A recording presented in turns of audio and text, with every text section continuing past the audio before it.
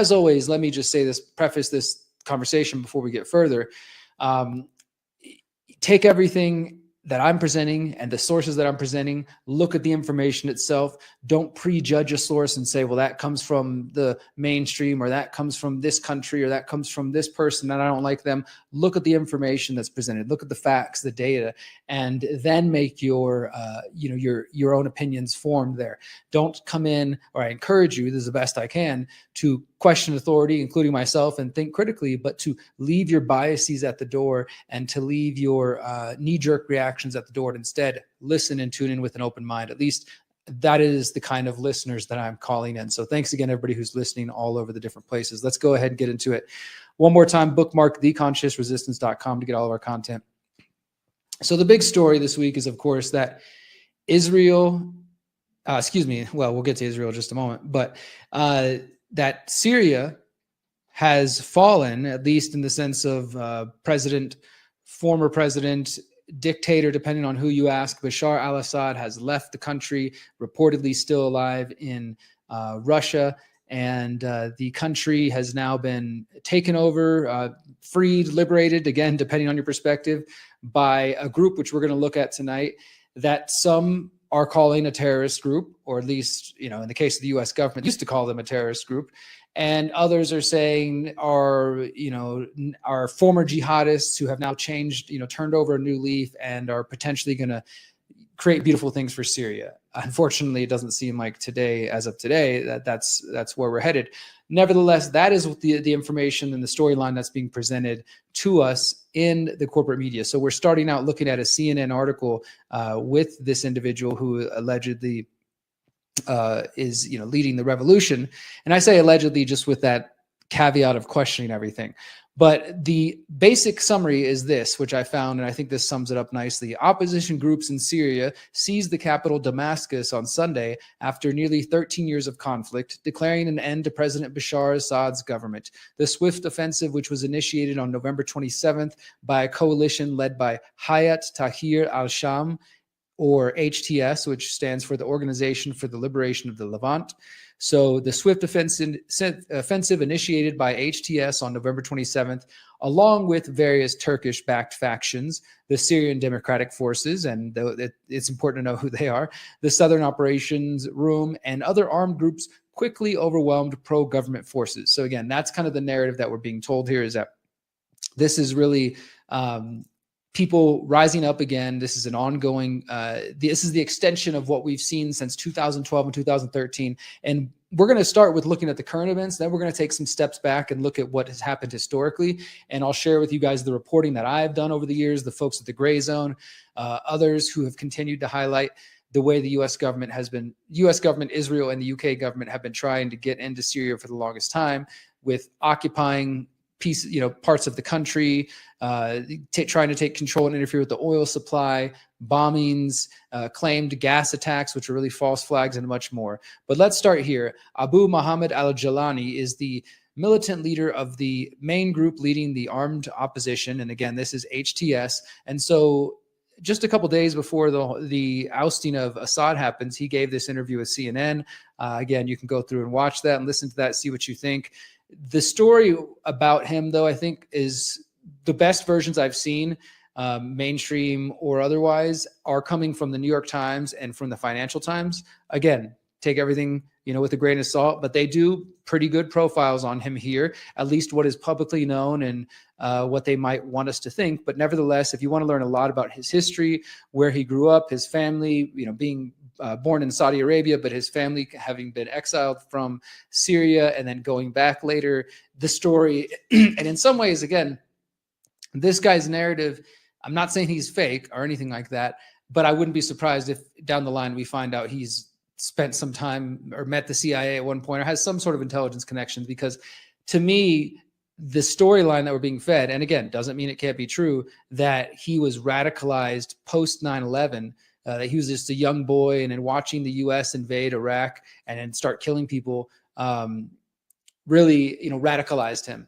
So it doesn't mean that it can't be true. I probably think that is true for a lot of people. In fact, if I was in a country like Afghanistan or Syria, and I was watching the U.S. military come in and invade and take over and kill 1 million people and bomb and just destroy the nation, I might become radicalized. I could perfectly see how a young person living in the midst of that could become radicalized. So I'm not saying it's not potentially, that's not a potential, but nevertheless, that's part of the story. So again, all these links will be linked in this.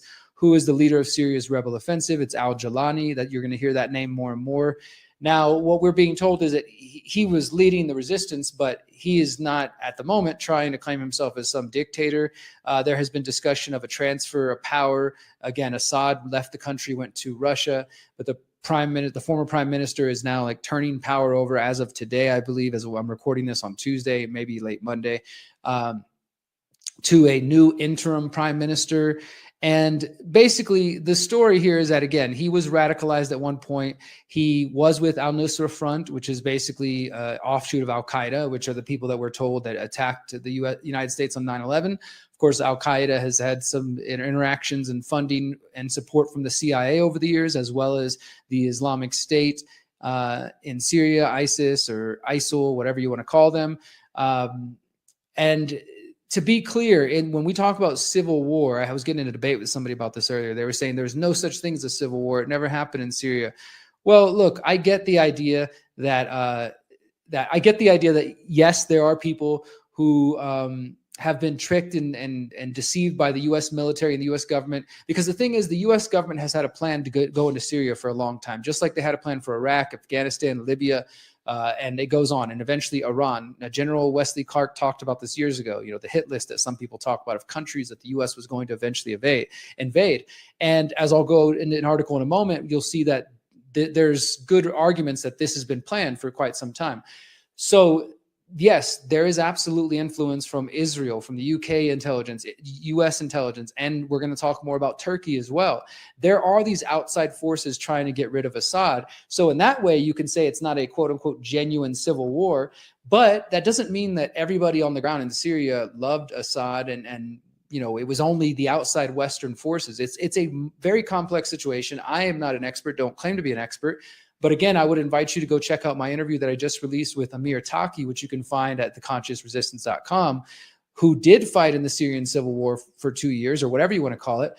And he basically talked about his experience, not just, holding a gun and being in that part, but logistically organizing and being a part of this movement with the white PKK, I believe, the Kurds, and fighting in that resistance. And so it is a complicated situation. That's all I'm trying to say. Definitely there are people who wanted Assad gone, and that's true. But that doesn't mean that this is a genuine sort of ousting of Assad, as we're going to talk about in a moment. And at the same time, that doesn't mean that nobody wants this, right? Now, unfortunately, as of today, the reports we're already getting are that there have been some really horrible things already happening in Syria in the last 24 hours. So we're going to get into that and some more. But just a couple other reports I want to show you guys. This is from the Washington Institute. I found jihadi counterterrorism. This is basically more of a background look at the HTS. If you want to get some deeper background and really understand how they have interacted and worked with ISIS, and you can see here this section is titled "Early Relations Between HTS and the Islamic State." History of the Islamic State in the region. So this is if you want more of an academic look at this, but you want the real evidence that shows that these organizations, they were at one time allied. And then according to this, it says in April 2013 to February 2014, they were frenemies, and then they became outright enemies. And so they apparently are no longer, allied.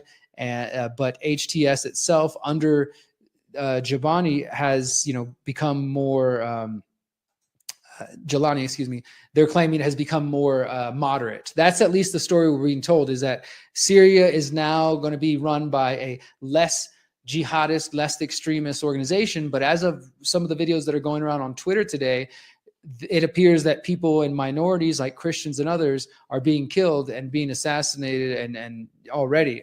Here's from the Center for Strategic and International Studies. definitely a oftentimes a propaganda outlet. Still, nevertheless, they do like an academic background on the who is HTS, terrorism background, or I'll include that as well if you want to learn more about that. And again, it says there's details here about the formation and the relationship with Al-Qaeda. So this is an organization that this guy who talked on CNN just the other day and who is now the leader of the Syrian rebel offensive that is handling the future of the country has ties to Al-Qaeda and to ISIS. Al-Nusra Front was involved in all sorts of atrocities in the past. And the US government at one point even, I think, had a bounty on his head for millions of dollars. And now they're celebrating this as this is a free people coming together. Now, this next two I want to show you are from the Atlantic Council, which again is another part of the nonprofit industrial complex, oftentimes propaganda. But that's why it's important to study them and understand them, because the things that they share can give you some insight potentially and occasionally into where we're headed. This is December 8th. So just in the last 2 days, rebels have toppled the Assad regime. What's next for Syria, the Middle East, and the world? Experts react. And this is from Atlantic Council experts, right? Well, there's a section here. Hopefully I didn't just screw it up. Oh, I did. I had it highlighted. Let me find it real quick, guys. It was right in here. Okay, here we go. Talking about Israel and the region here. Sorry, I'm just got to find this. It's talking about how different nations were interested in making this happen. Here, let me just find this section real quick. I apologize, guys. Assad. So they're calling it a once-in-a-life opportunity. Okay, here we go. Said the long suffering of the Syrian people under a brutal regime that killed, tortured, dispossessed, and exiled millions of people has ended. Again, that's the mainstream perspective. The Iranian hegemonic project in Syria too has ended, and with it, Hezbollah's privileged position. While the future of Russian bases, the U.S.-backed Syrian Democratic Forces in northeast Syria, interim governance, counter-terror activities, and Syria's new role may take months to shape, it's clear that Syria will be ruled by an opposition coalition with the support of the majority of Syrians. So that could be true on its own, on its own merits, but that doesn't mean there aren't other pieces of the puzzle going on here. The main region right here, it says, Assad's fall completely disrupts the influence of Iran and Hezbollah, which have heavily supported and depended on the Assad regime. It will also create sectarian tensions fueled by the regime's survival, reducing the risk of regional spillover conflicts. The U.S. should use this opportunity to coordinate a more firm regional policy towards Iran's activities. Moreover, a power vacuum in Syria could lead to regional instability and risk Syria becoming a field for regional competition over hegemony, potentially creating more chaos and empowering extremist groups if not appropriately managed. So they all knew that. These organizations that are involved, including Turkey and others, they knew that there's the potential for there to be chaos. Now, when we talk about Israel, this part right here, it says, the reality is that it was Israeli strikes in Lebanon over the last few months against a wide range of Hezbollah officials and weapon caches, and strikes in Syria preventing resupply to Hezbollah that weakened the group to the point that Syrian opposition forces felt confident they could take advantage and try to capture Aleppo. So what they're basically saying is, I'm going to pull up here in just a moment. Let me see if I got it right here. Israel's been doing airstrikes, and they're claiming that they're destroying weapons stockpiles. Whether or not that's true is a whole nother story.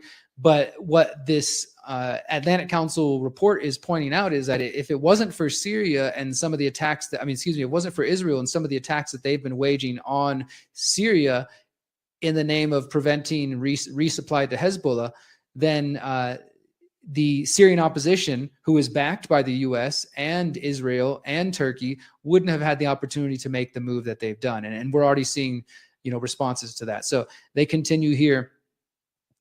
Doing so required opposition forces to be confident that there wouldn't be reinforcements to the Assad regime from Hezbollah.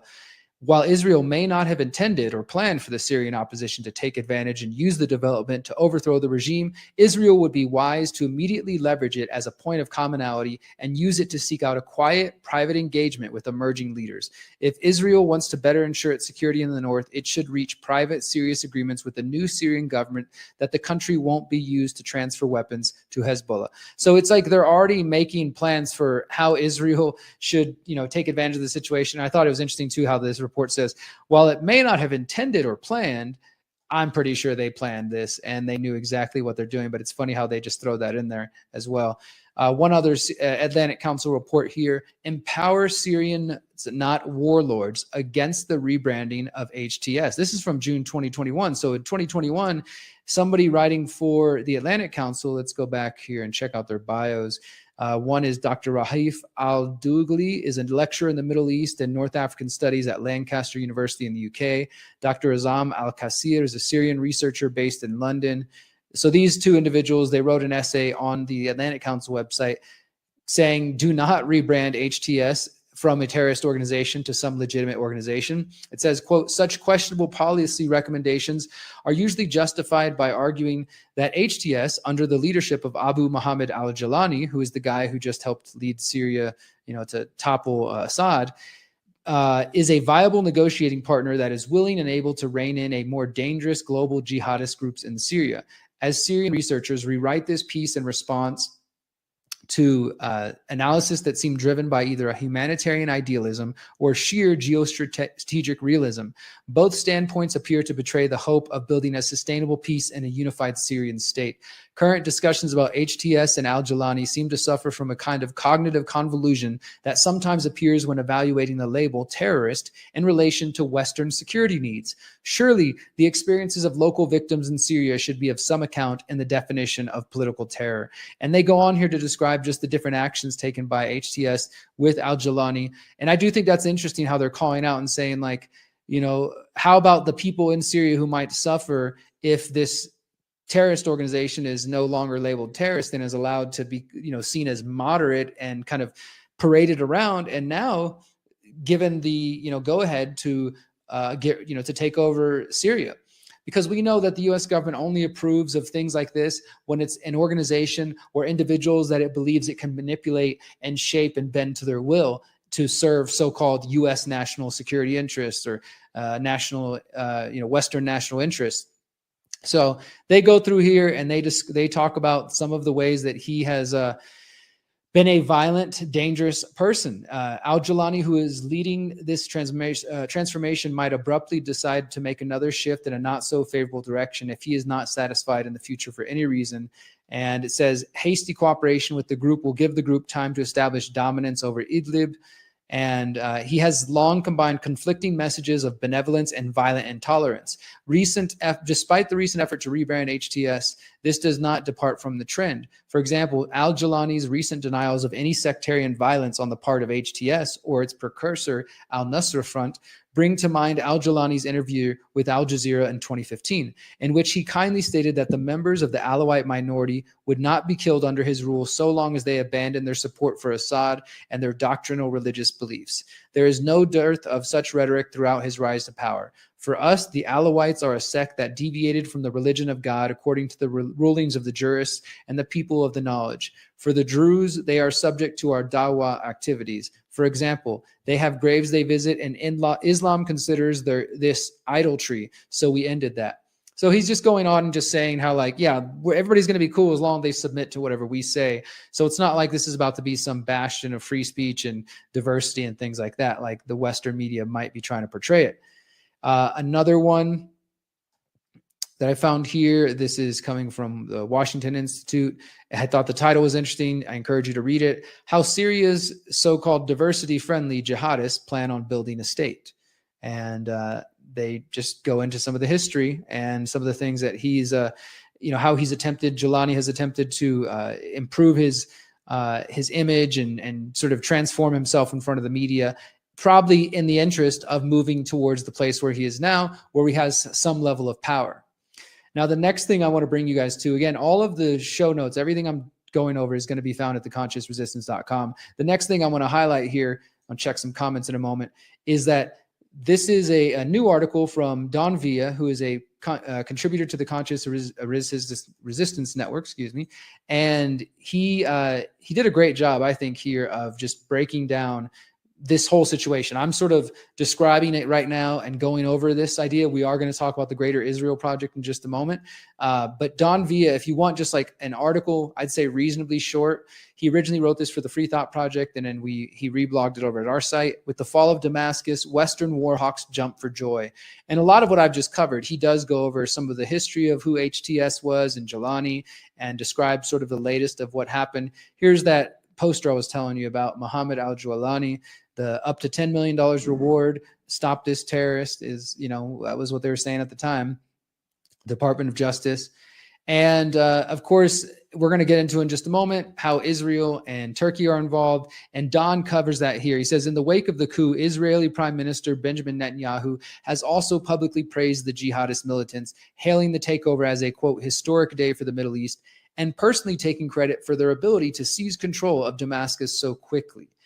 This significance of the power shift in the region was also elaborated by Murad Sadghisad, president of the Middle East Studies Center in Moscow. He said, quote, the fall of Damascus is a turning point in the Middle Eastern politics, signaling not only the collapse of Assad's rule, but also a significant weakening of Iran, which had spent years building its influence through its alliance with Syria. Tehran had regarded Syria as a vital link in the axis of resistance, encompassing Lebanon, Yemen, and Palestinian groups.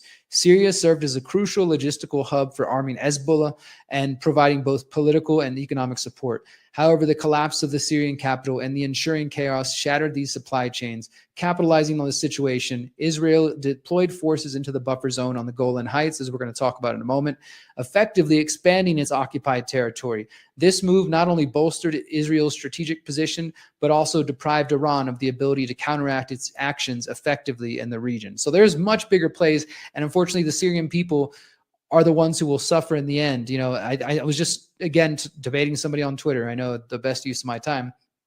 And this guy was, again, just sort of coming from the conspiracy theorist perspective, which, guys, look, I'm right there with you. We got to talk about the ISIS funding. We got being funded by the U.S., the U.S. government, the military, the CIA, the training of moderate rebels, all these things that I've been covering since 2015, at least. I went back actually the other day and posted every single report on the Syrian civil war, the false flag that we've done at the Conscious Resistance, everything from interviews to articles to video reports. And there's at least 30 of them that we've been covering and following this story. It's important to look at who's funding who and what are the bigger pictures at play. I have friends who are from Israel and friends who are, near Syria and Turkey and in that region. And I don't claim to be an expert. I also think that they have their own perspective. For their perspective, they just want peace. They might not be able to fully fathom and understand, well, look, the U.S. government, I know you don't like Assad, but they're not your buddies. They're not coming in there to try to save you or do something good. They have their own interests, and you need to be able to look out for that, right? So we can sometimes maybe get trapped into a conspiratorial research angle or perspective. Some people do. And then you forget that there are regular people that are actually just existing and trying to survive. And those regular people, they might hate Assad for one reason, and they might say, oh my God, yes, the U.S. is coming to save us, and believe that, even if in the end we know it's not going to end up that way. And vice versa. There might be some people who hate Assad and who are celebrating right now, or at least were celebrating in the last 24, 48 hours, and are sort of hopefully optimistic that things won't turn out as crazy as they have been. As I said earlier, there's already been reports of mass killings of religious minorities in different parts of the country. There's also been reports. I don't even need to really show you guys the video, but again, my friend, I will say thank you for sending me, Ram, thank you for sending me some videos. I mean, I could put them on screen, but I think you guys have probably seen enough dead people and dead babies over the last year or so. But rest assured, it's not just Israel. We're going to talk about Turkey. Turkey, as of just the 10th, they targeted a village of Jeddah, west of Kobani, resulting in the I'm reading from a report here on Telegram, the martyrdom of two civilians, one 25 years old and one 12 years old, and two other children, 10 years old and 8 years old, were injured. So Turkish attacks on Syrians within Syria, they have been going on since before this latest thing that we're seeing here. The whole region is just out of control and it's fucked up. So, I just want to say that, it's not as, I think, simple as we might like to be. It just only look at things from the conspiratorial perspective. This is why I've been ranting and raving, saying for a while that it's important to consider these complex topics from multiple perspectives. That's why I look at the Atlantic Council. I look at the Washington Institute and the Center for International Studies, as well as mainstream reports. And then I look at independent reports like those of Don Villa. And then I use social media to follow people who are actually living in these countries and see what they're up to, what they're talking about, what they're witnessing. So that's what we're doing here tonight. We're going to go into a little bit more here in the Syria situation. Thank you guys for being here for the 145th episode of the Conscious Resistance Live. I encourage you to read this whole article from Don Villa, Why the Fall of Damascus. With the fall of Damascus, Western war hawks jump for joy. And you can hear more about how Israel's celebrating and other folks. And you talk about Wesley Clark's plan here.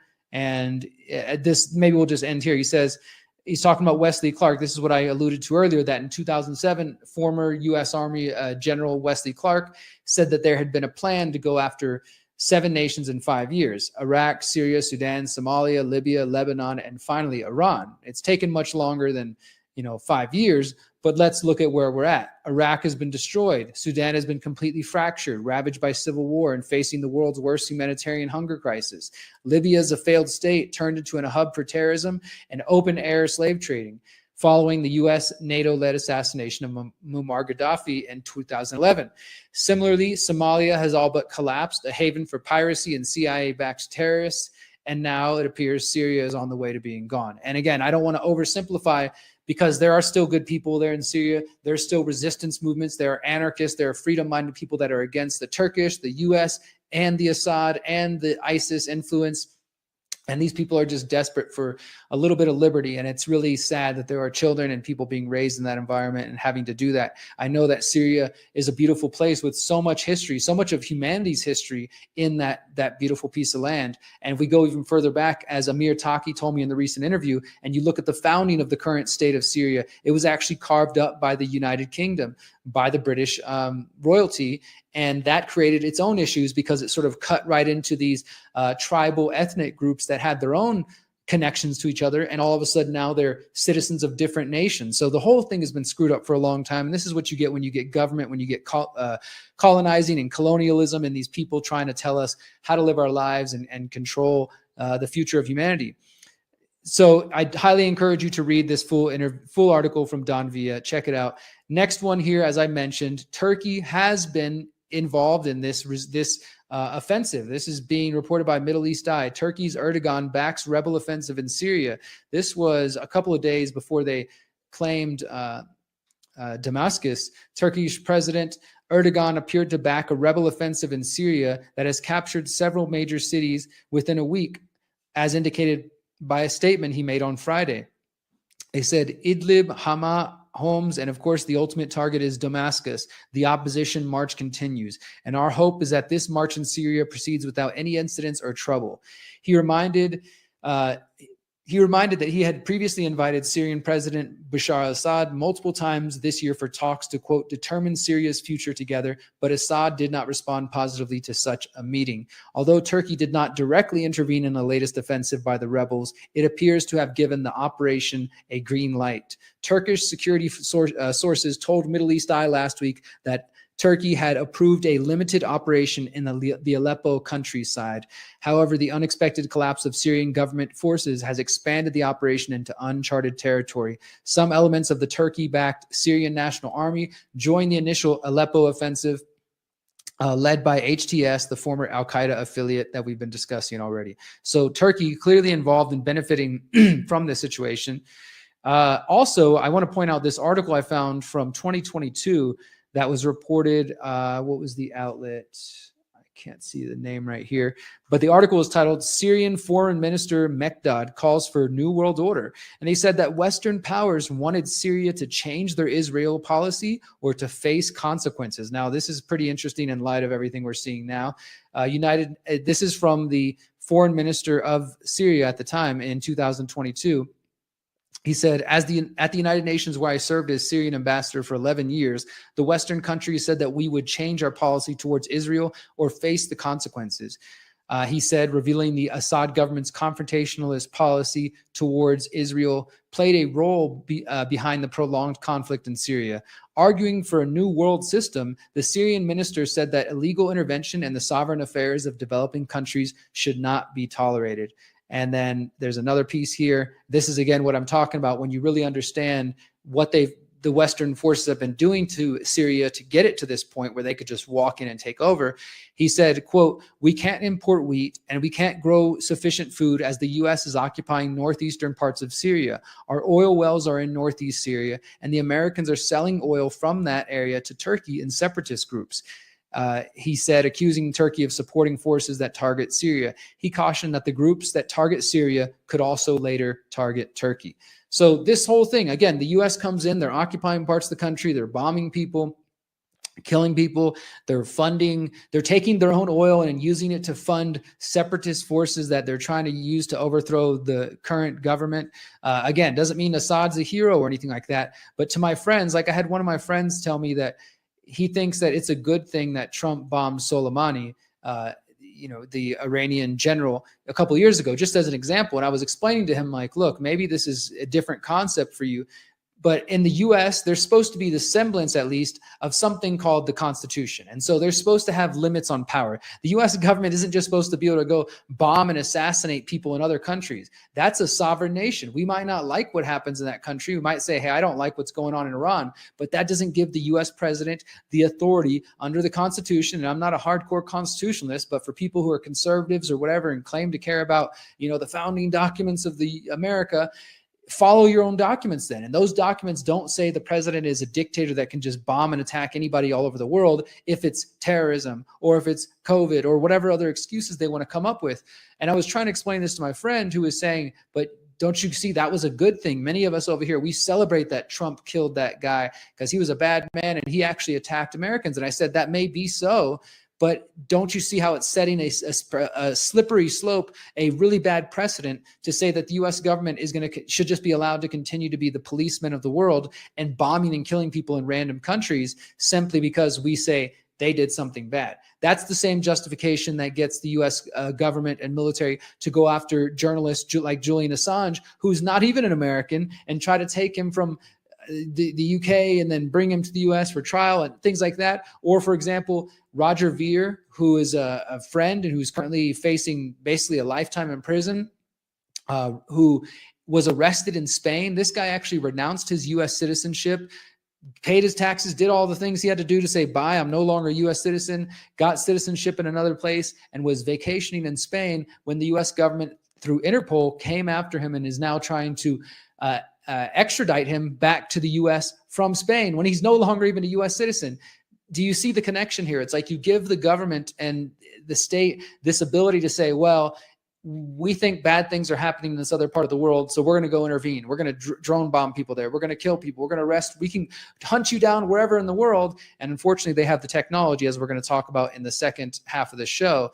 But it's a bad precedent, my friend. So even if some people in Syria, I feel for you and I care for you and I stand in solidarity with you, fight and resist and push back against the state and against all tyranny and all oppressors, no matter who they are. But the U.S. government doesn't need to fund your war, doesn't need to fund your battle, doesn't need to come intervene. That is just, I mean, maybe there's a certain point, right? People will bring up, real atrocities and genocides that have happened. Like, for example, in Gaza. At the very least, we should not have been involved in the first place. The U.S. government should not be involved in the Middle East, and U.S. taxpayers should not be funding these conflicts. That's my major thing, right? Is I want all the wars and all the violence to end, but at the very least, free people should not be extorted through taxation to have their money taken from their pockets and then used to go kill babies in other countries and to fund wars and proxy wars and things like that. So let's go ahead and continue. We got a few more points to make here on this Syria angle.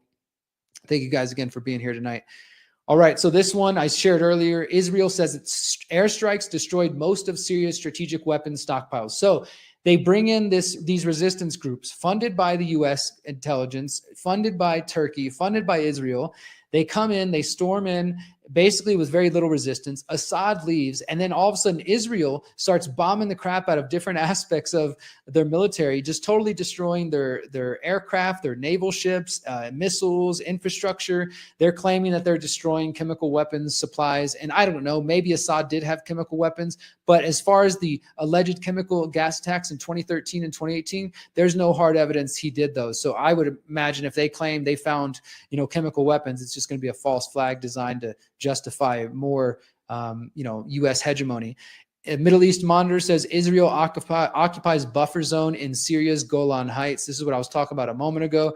So Israel comes in, they start bombing what's left of Syria's military, so they have no chance to defend themselves now. Basically, this is like kicking somebody while they're down, like really hard, kicking them again over and over and over while they're down. And then they come in and they occupy the Golan Heights, which is a UN-supervised, demilitarized buffer zone between Syria and, which is part of Syria between Israel. Well, Israel's coming in now and claiming it, saying like, this is our own.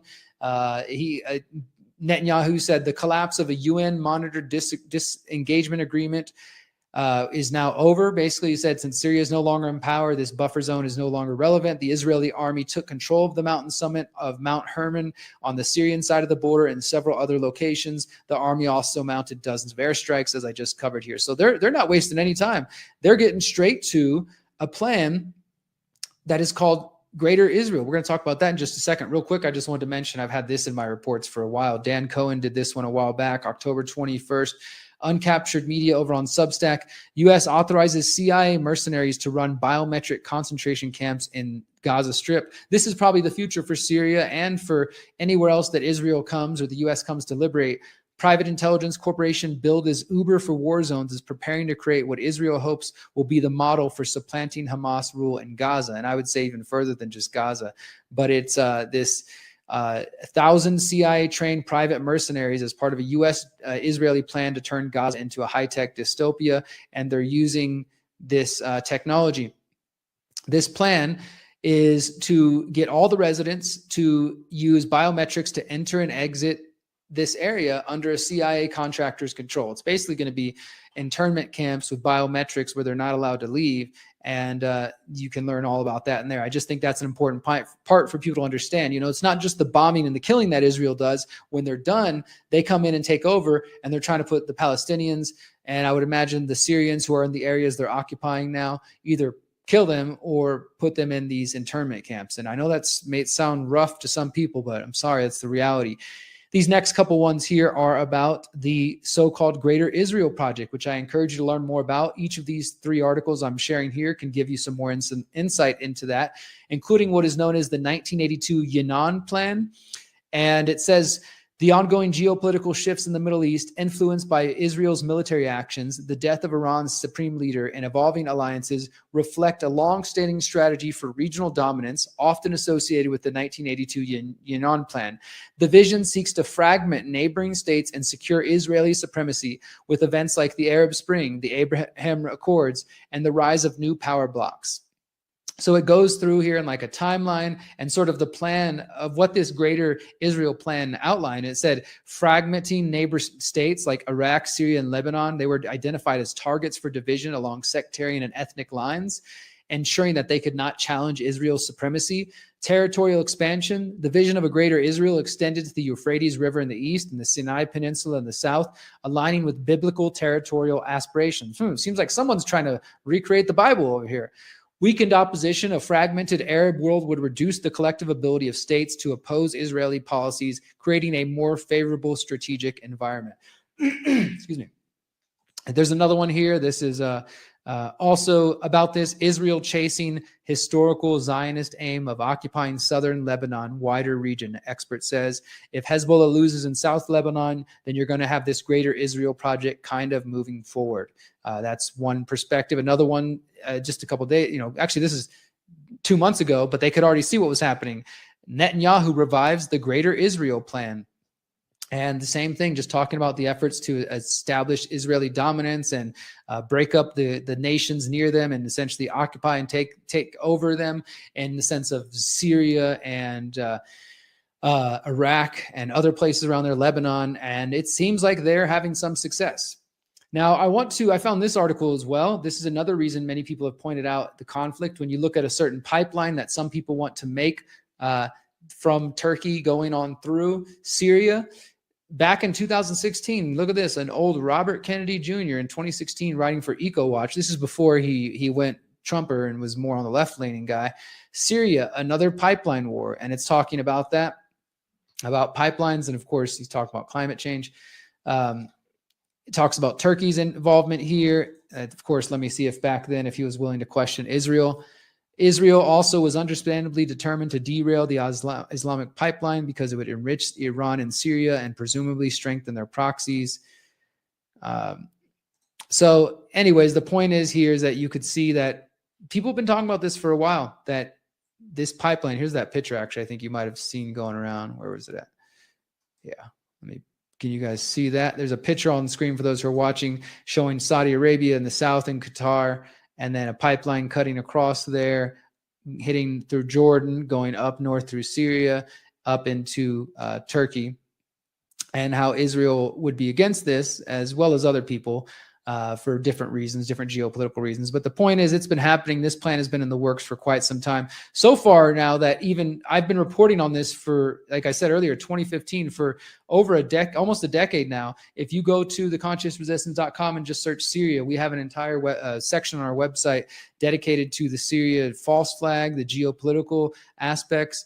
This was my number 2 most important story in 2019, the truth about Syria and the fake gas attacks. All of this is important. Going back to 2018, you can see I questioned John Kerry that year, and on and on and on. So I want to invite you guys to really spend some time. As I said, every link I'm covering, I will be sharing after we're done here. But if you want to check theconsciousresistance.com, you can already kind of dive in and see a bit about what we've been reporting on over the years. And in fact, I want to show you a brief clip here from my Pyramid of Power documentary series. For those who know that I produce a 17-part documentary series, which, by the way, we've released 15 episodes so far. I just finished writing and recording the narration for Chapter 16, Religion and Secret Societies. That one is currently in the hands of my editor. He's working on it now. It's going to be released in mid-January.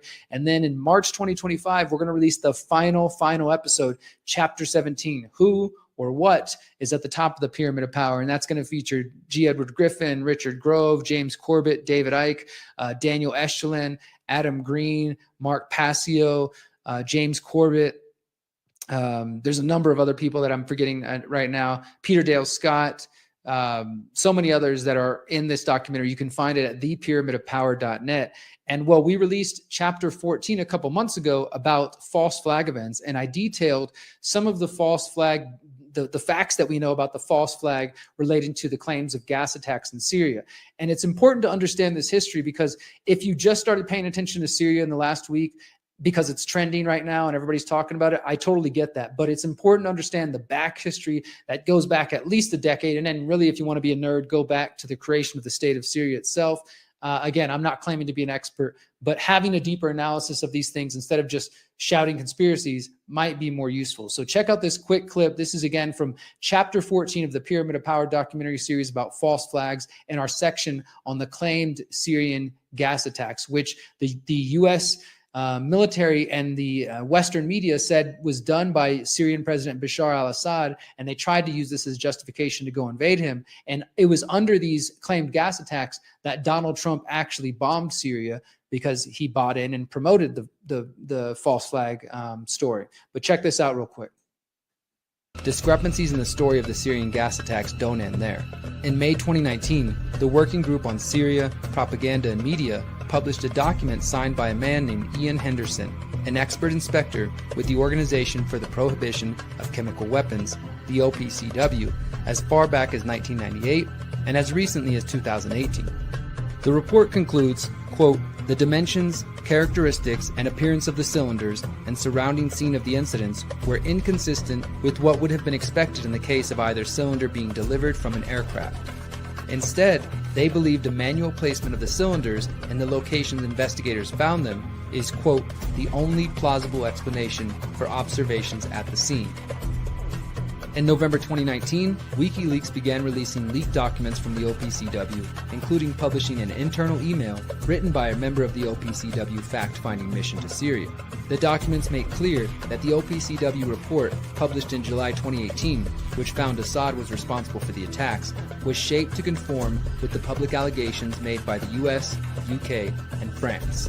British Mail on Sunday columnist Peter Hitchens reported on the OPCW emails, noting that the doctrine of the OPCW fact-finders report, quote, appears to be the worst instance of sexing up in support of war since the invasion of Iraq and Tony Blair's doctored dossiers. The emails show an OPCW investigator contacting OPCW Chief of Cabinet Robert Fairweather and his deputy, Amer Shouket, on June 22, 2018, to raise grave concern about the details that had been excluded from or changed in the soon-to-be-published redacted report on the agency's investigation into the alleged gas attacks. He wrote that the redacted report had strayed so far from the evidence collected that it, quote, no longer reflects the work of the team. The email highlights statements that misrepresent the evidence collected in the on-the-spot investigation, including the assertion that the team had found, quote, sufficient evidence at the time to determine that chlorine or another reactive chlorine-containing chemical was likely released from cylinders. Another claim in the official report, that high levels of chlorinate organic derivatives were detected at the site of the alleged attack, was also false. According to the investigator, these chemicals were found in trace amounts as low as 1 to 2 parts per billion. So again, that was from the Pyramid of Power documentary series. You can find it at thepyramidofpower.net.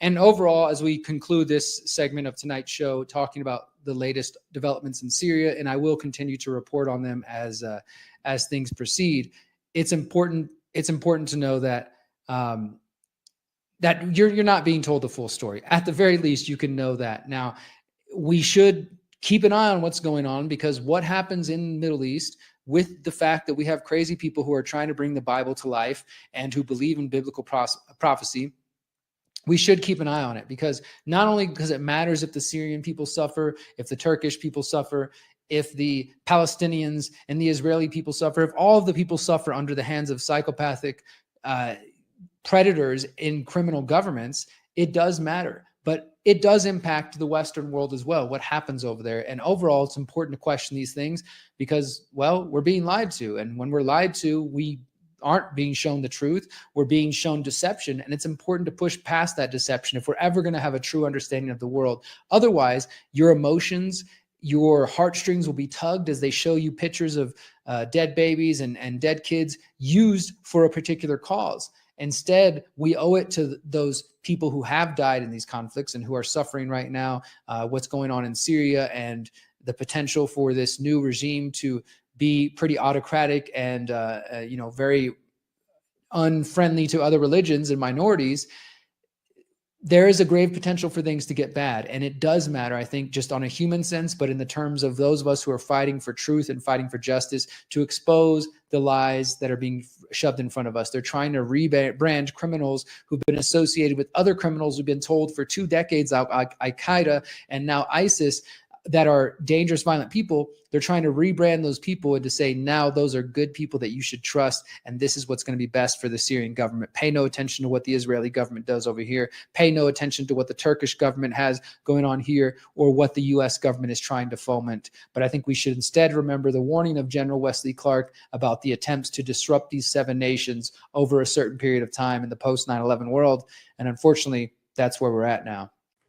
Since 2012, the Conscious Resistance Network has been an independent media organization focused on empowering individuals through education, philosophy, health, and community organizing.